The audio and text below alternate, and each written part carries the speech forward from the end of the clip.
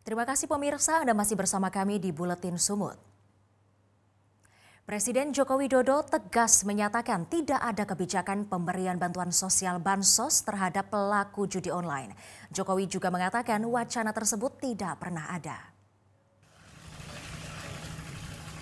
Hal tersebut disampaikan Jokowi saat melakukan kunjungan kerja ke Provinsi Jawa Tengah. Saat ditanyai wartawan soal aturan pemberian bantuan sosial bagi pelaku judi online, Jokowi menegaskan aturan tersebut tidak ada.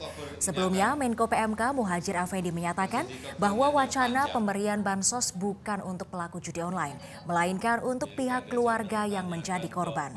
Muhadjir juga menyatakan bahwa gagasan soal pemberian bansos terhadap korban judi online saat ini masih dalam pembahasan. Nggak ada. Jadi wacana itu sebenarnya belum terrealisasi, belum diatur. Nggak ada. Makasih Bapak. Pak, terkait Jelajahi cara baru mendapatkan informasi. Download Metro TV Extend sekarang.